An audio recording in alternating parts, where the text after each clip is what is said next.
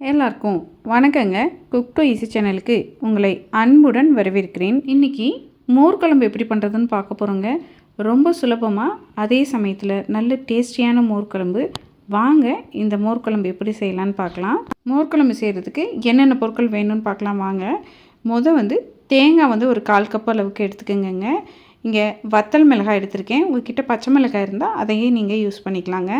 ஒரு சின்ன துண்டு பெருங்காயம், கருவேப்பிலை, கடலைப்பருப்பு அது 2 டேபிள் ஸ்பூனுக்கு எடுத்திருக்கேங்க. ஜீரகம் 1 டீஸ்பூனுக்கு எடுத்திருக்கேன். சோம்பு 1 டீஸ்பூனுக்கு எடுத்திருக்கேங்க. நம்ம இதெல்லாம் மைய பேஸ்ட்டாக அரைச்சி எடுத்துக்கணும். இது மாதிரி நம்ம பேஸ்ட்டாக அரைச்சி எடுத்துக்கும் பொழுது 1 டீஸ்பூன் அளவுக்கு மஞ்சள் தூளும் சேர்த்துக்குங்க. சேர்த்து நல்லா பேஸ்ட்டாக அரைச்சி எடுத்துக்குங்க. வாங்க இப்போ தாளிக்கிறது எப்படின்னு பார்க்கலாம். அடுப்பில்ங்க கடாய் வச்சு கடாயில் 1 டேபிள் ஸ்பூன் அளவுக்கு எண்ணெய் சேர்த்துக்குங்க. எண்ணெய் நல்லா காஞ்சதுக்கப்புறம் கடுகு, உளுந்தம்பருப்பு, கொஞ்சமாக வெந்தயம், கருவேப்பிலை இதெல்லாம் போட்டு நல்லா ஃப்ரை பண்ணிக்கோங்க. இது ஃப்ரை ஆனதுக்கப்புறமா நம்ம அரைச்சி வச்சுருக்கோம் பாருங்கள், அந்த பேஸ்ட்டை இந்த எண்ணெயில் போட்டு நல்லா வதக்கிக்கணுங்க.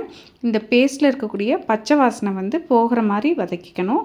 2 டேபிள் ஸ்பூன் அளவுக்கு தண்ணி மிக்சர் ஜாரில் சேர்த்துங்க. அந்த பேஸ்ட்டோடு இருக்கக்கூடிய தண்ணியும் சேர்த்துட்டு அடுப்பை சிம்மில் வச்சுங்க. நல்லா இந்த பேஸ்ட்டுடைய பச்சை வாசனை போகிற அளவுக்கு நம்ம இந்த பேஸ்ட்டை குக் பண்ணிக்கணும்.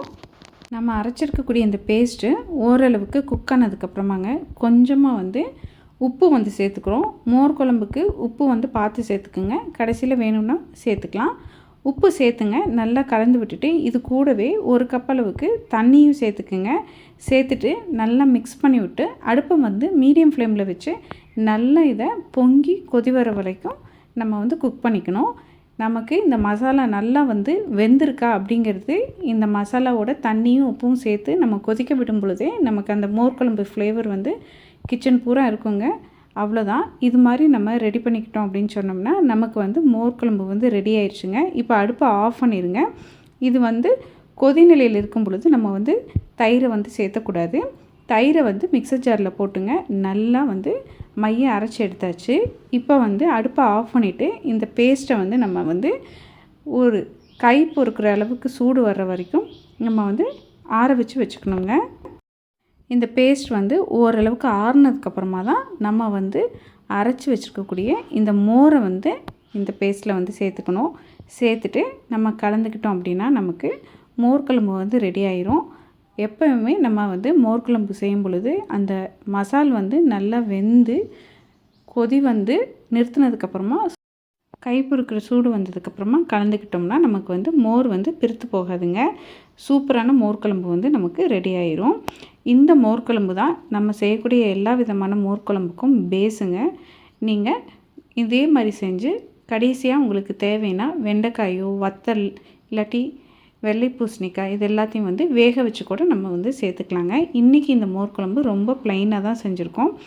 அவ்வளோதாங்க. இந்த மோர் குழம்பு இப்போ ரெடி ஆயிடுச்சு. நம்ம ரெடி பண்ண இந்த மோர் குழம்பை இப்போ ஒரு சர்விங் பவுலுக்கு மாற்றிக்கலாங்க. நல்லா பசி நேரத்துக்கு சூடான சாதத்தில் இந்த மோர் குழம்பும் பக்கத்தில் அப்பளமும் வச்சு சாப்பிட்டோம்னா டேஸ்ட் அட்டகாசமாக இருக்குங்க. ரொம்ப ரொம்ப சிம்பிள் ரெசிபி. நீங்களும் இதே அளவுகளோட ஒரு முறை இந்த மோர் குழம்பு ரெசிபியை செஞ்சு பாருங்கள், சுவைத்து பாருங்கள். கண்டிப்பாக உங்களுக்கு சுவை பிடிக்குங்க. உங்களுக்கு இந்த ரெசிபி பிடித்திருந்தால் குக் டு ஈஸி சேனலை லைக் பண்ணுங்கள், ஷேர் பண்ணுங்கள், கமெண்ட் பண்ணுங்கள். மறக்காமல் நம்ம குக் டு ஈஸி சேனலை சப்ஸ்கிரைப் பண்ணிக்கோங்க. எல்லாருக்கும் வணக்கங்க.